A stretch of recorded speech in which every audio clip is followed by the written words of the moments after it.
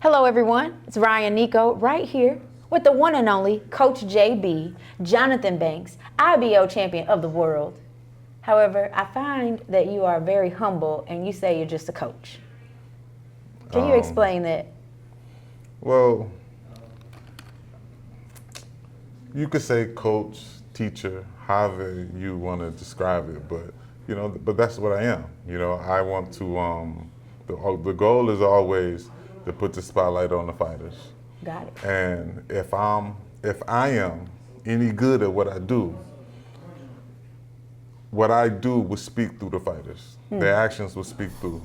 So that's why I like the actions to speak more than myself. Got it. Because that's what I think is going to last the longest. Okay, that's beautiful. So June 3rd, Gates Southpaw Prince Muhammad is fighting Marlon Harrington, also Yes. a local fighter in Yeah. Detroit. And you're hoping that your actions speak through Gates.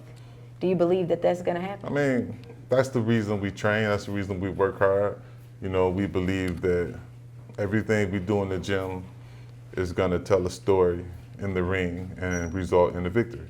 That's what we're hoping. That's why we're training, and that on both sides. That's why both sides are training, because both sides wants to win. But that's what makes boxing the sport that it is today, because both sides come together on two different sides of the city, but they both putting in work, so they both can perform on fight night and may the best man win. Got it. So you just equated boxing to storytelling.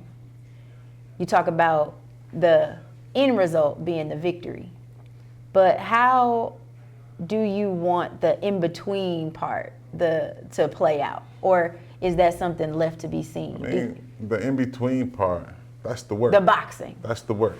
Okay. That's what you put in. That's the energy you give day to day. So when you go from 1 to 10, and 10 being the fight, Okay. 10 being the results of the fight, okay? You starting at 1.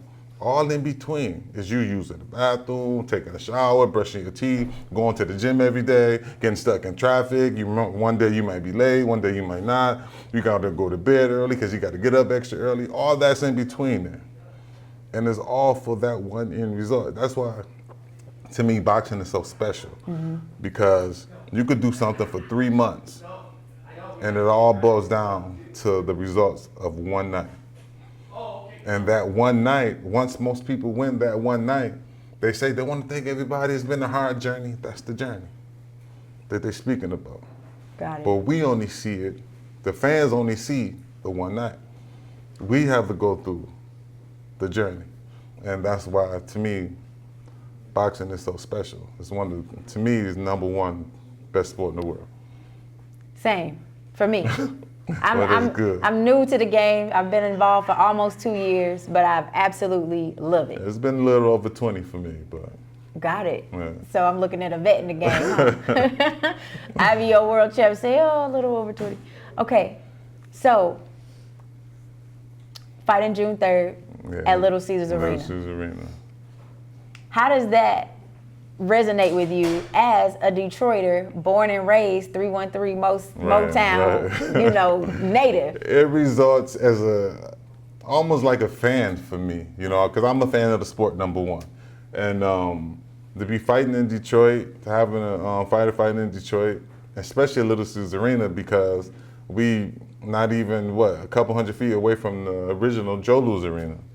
And with it being, Little Caesars, I think Mike Ilitch Jr. is paying homage to Mike Ilitch Sr. because he the one started and built the Joe Louis Arena, and paying homage to his father and naming it Little Caesars Arena because that's how his father got to start. I think it's beautiful, and I think it's something that was something that needed to be in the city because now all the teams can play downtown, and I think it was a genius idea. And for us to be a part of this idea, to perform inside of this arena, I think it's going to be just like everything else in Detroit. It's going to be monumental. Yeah, and it's for the first time ever. Little Caesars has yet to have a boxing match until June 3rd. Until June 3rd. So that's a beautiful thing. Does it feel like a full circle moment for you? I mean, it feels extra special because You got the first female to ever be the first fighter ever to be a 2-time Olympic gold medalist.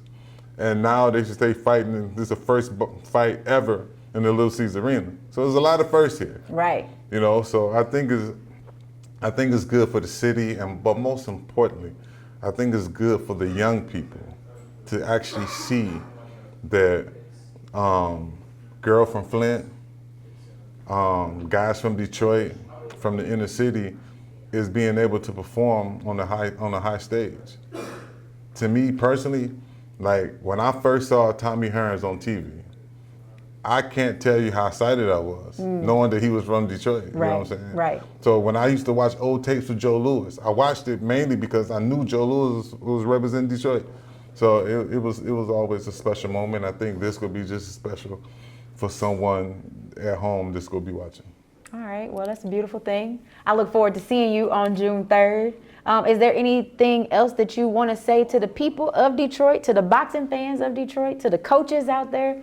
Anything left that you may want to get off your chest? Me personally, to the boxing fans, I hope everybody's able to come out and support Keith Muhammad, the Southpaw Prince. I hope everybody's able to out there get their tickets and just support the whole event, because Detroit stands up when it needs to. You know, Detroit support their own, and I think it's important. I think this fight, this event, is going to be extra special because you got a lot of locals that's going to be on the show, and these other kids can now envision themselves on shows like this. Right. Because they see people who grew up around them in the same inner city doing the same thing. So I think that's the biggest takeaway from this show, is that if we can use this platform to inspire the kids of tomorrow that's looking at this today saying, you know what, I think I can do something, because they came from where I came from and look what they're doing. So everything I ever do is always to inspire. Got it. Because that's what my teacher/trainer did for me, the late great Emmanuel Stewart. That's what he did for me. And that's what I will want to do all the time. Insanely beautiful. Cheers to inspiring the future. Good skills to you on June 3rd. Thank you. And thank you so much for talking to me. Pleasure's mine.